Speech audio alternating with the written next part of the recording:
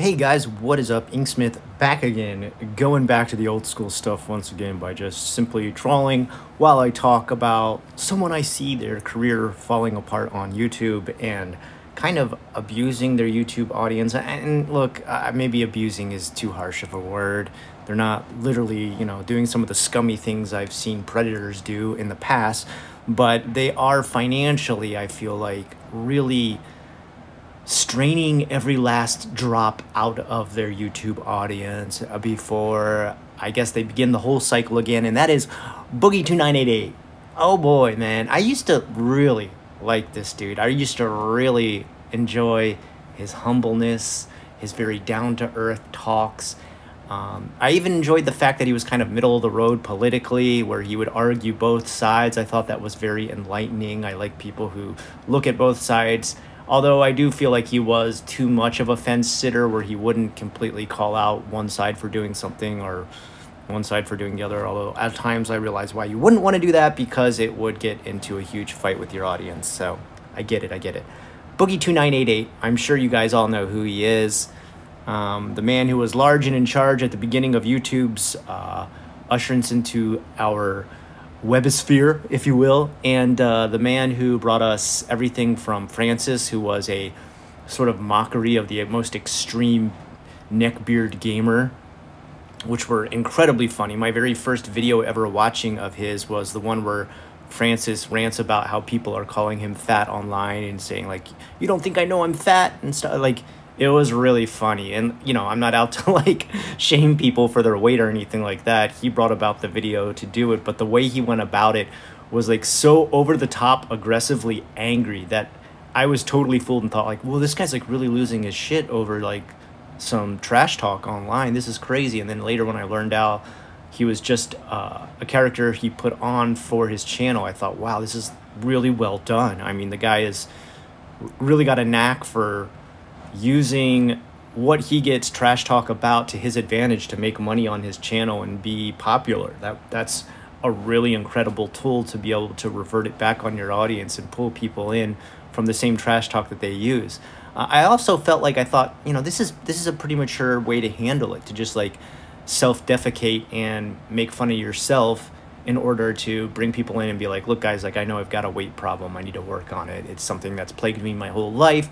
And that was another aspect of his journey that I thought was really incredible, was just how self-aware he was about a lot of the problems going on in his life, how he talked about how he needed therapy. He was a big voice for mental health awareness, which I always really appreciate, because like I've said in many of my videos, we are all screwed up in some way and we all need help in some way. I'm not about to try and tell people how they need to go about getting that help, or if actually having a psychiatrist or a psychiatric helper is what you need, but I felt like it was very real and down to earth that he was one of the first YouTubers to really admit that, like, he was working on himself. I don't think you saw that much back then in the time that he started. Now, since then, I think there's a lot more awareness as far as, like, we all need to work on ourselves. But like I said, he was the first voice I ever saw for that, and I really looked up to him for that. I thought, like, wow, this guy's really a guy who's, like, introspective, self-conscious, like, working on himself all the time. He knows he's got some eating problems that he wants to work on. That's cool, too. Gotta respect him for that. On top of it, he seemed like he knew a lot about video games, and I've always talked about how I'm a big follower of video games, and his insights were well delivered because he knew a lot about video games. He had played games his whole life. He was a huge gamer. What he would talk about for the future was almost kind of like what I look for in Young Ya now, where he really knows his stuff about video games and what's being released and what's being hidden and what we're, getting scammed on and everything like that. But over the time, there's been a slow breakdown in his facade, which everything turned out to be a facade. Now, look, I know everybody works with the facade on YouTube. You can't be how you are in your grumpiest days on this earth, or you wouldn't have many followers on YouTube. If I talk to my audience like how I felt when I first woke up and I'm all groggy and don't want to get my day started, that probably wouldn't make for some very popular videos.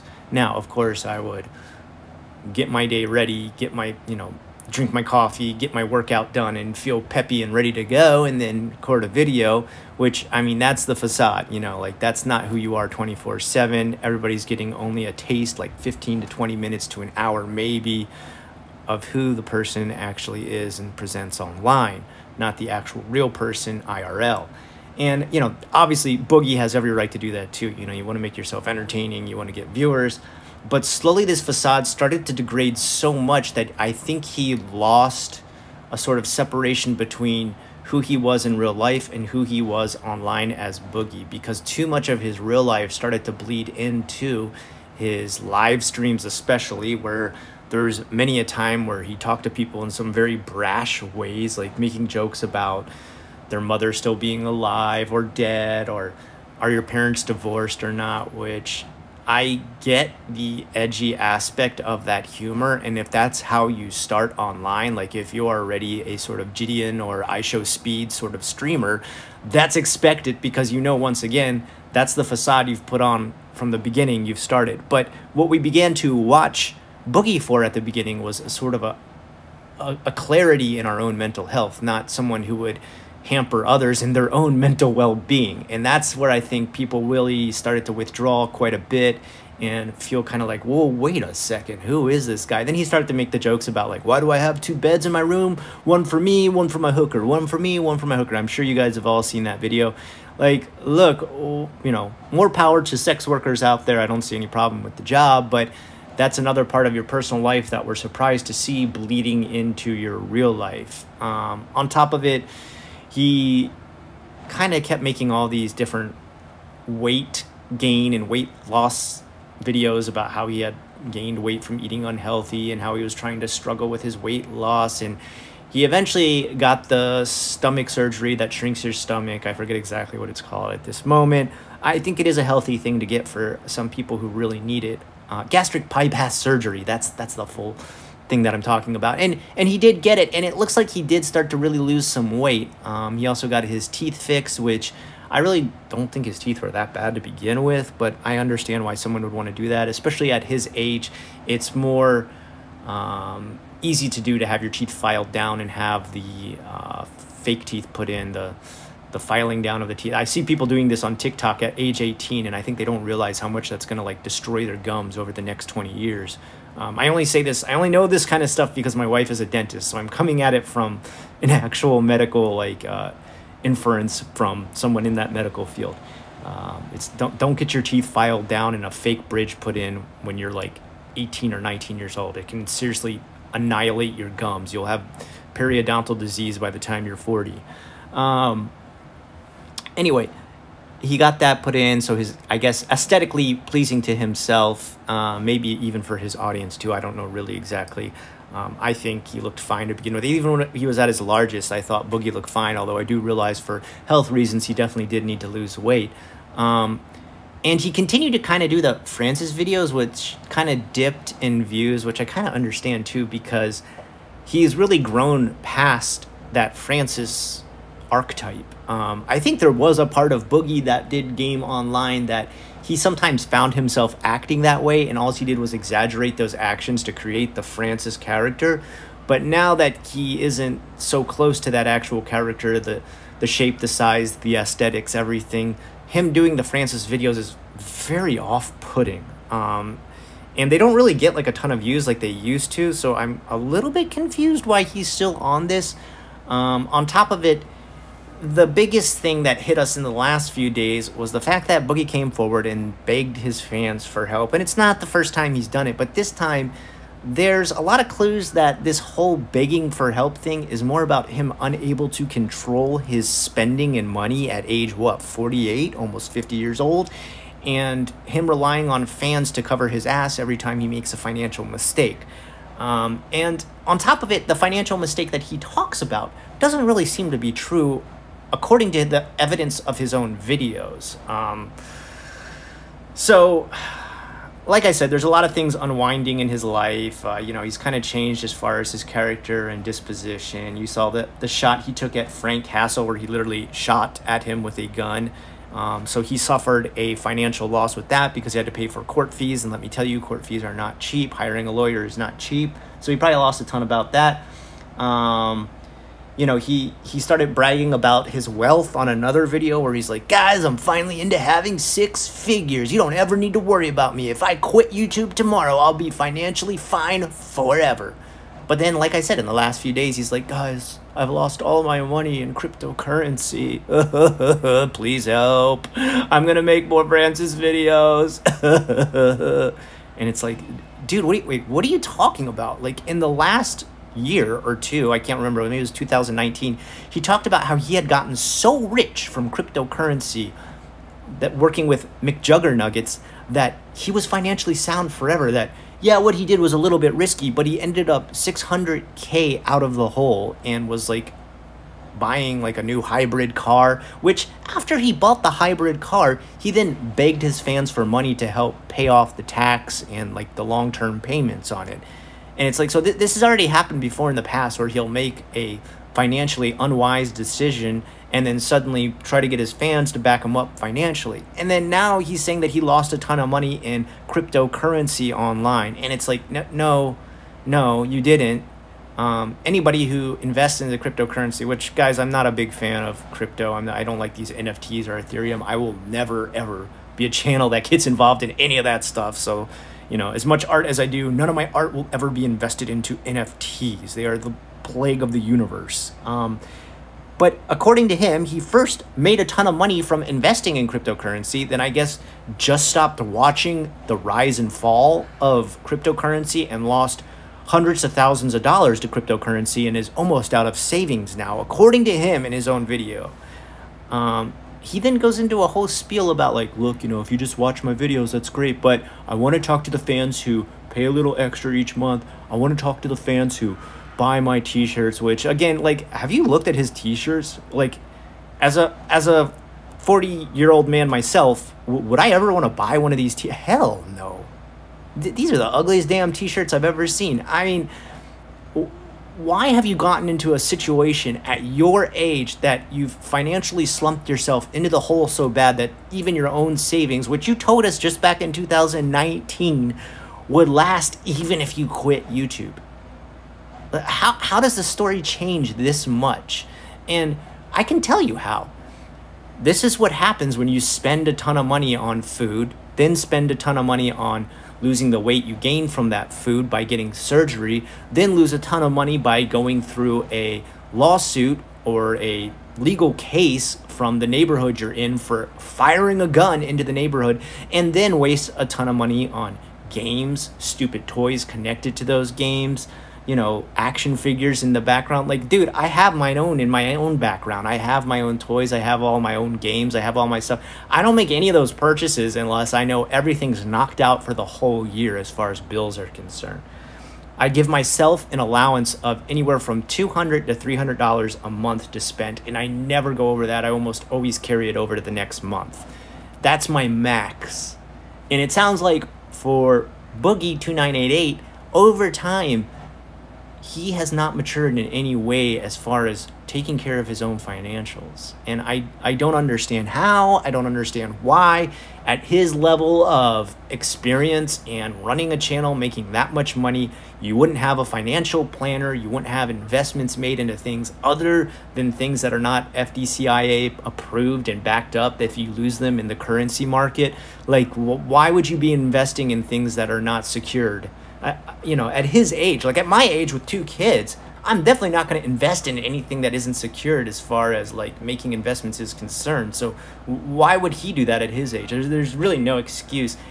On top of it, why do you keep coming back to your fans to rely on to financially support you for the really silly mistakes you make? Maybe it's time to just work really hard on your YouTube channel again. And see, like, that's the thing too that kind of really aggravates me is, he said, guys, you know, if you help me out here because I'm in a financial bind, once again, I'm going to start putting out a ton more videos.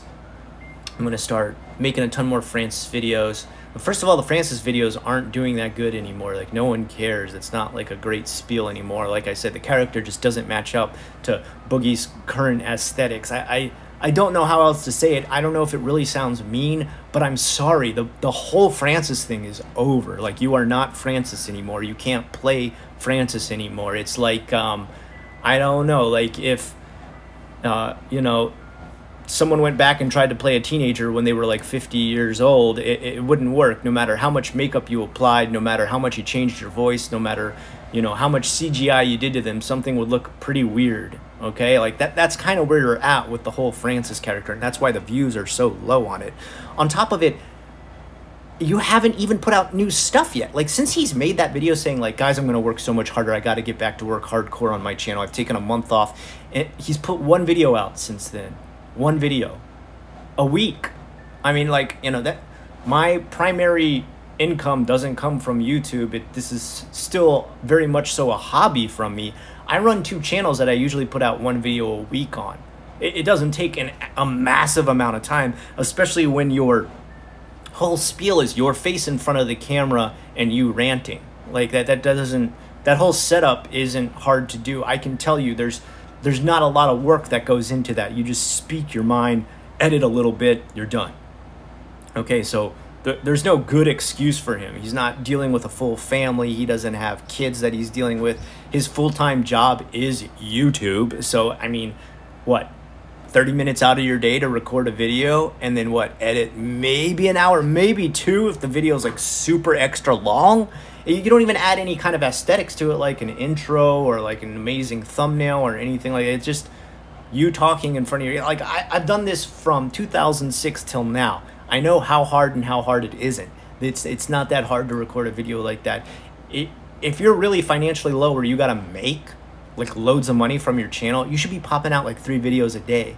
Like, look at Optimus. That guy made his whole life creating all kinds of content on his channel. He pumps it out 3 times a day. You never hear him talking about, like, guys, I'm financially unsound right now, I've lost a ton of money, gonna work real hard, and then he only makes 1 video a month. That doesn't happen. Like, I just wonder where the money management is, where the work ethic is, and where his mind is at, where he thinks this is okay and that nobody's noticed, that he's gone up and down financially and is now once again begging his fans for money at almost 50 years old. You're 50 years old and you're begging your fans for money.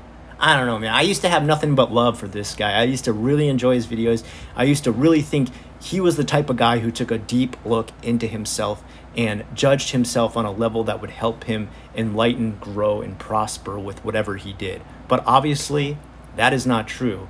And the person who has proved that the most to me is Boogie himself with his constant e-begging. I don't like to call people out for e-begging. Like, I think there's times where that whole calling someone an e-beggar thing is like overused, all right? Like, if someone gets injured or someone's in a car crash or someone has medical bills and they go online, like, oh, e-beggar, like, that's messed up to me, okay? But when it happens again and again and again, and especially after you've told us that you are so financially sound that you could quit making YouTube tomorrow and live happily for the rest of your life, and then come back again and tell people you've lost everything and beg for more money, it's a scam. It's like a scam. I don't know how else to say it. I'm really disappointed. I hope he can get his life together. I hope he can improve who he is. But you can't really teach an old dog new tricks is one thing I've really learned the older I get. You know, people who are set in their ways and never want to account for anything tend not to change the older they get. In fact, they become solidified in their bad habits. And I think, sadly, that's where Boogie's at now. Anyway, guys, let me know what you think about this. I'm going to continue this drawing on my Unrested channel. You can follow me on Unrested, which is my Japan-based channel, if you want to see the rest of this drawing being done. Until next time, I've been the Inksmith, and I'll talk to you again real soon.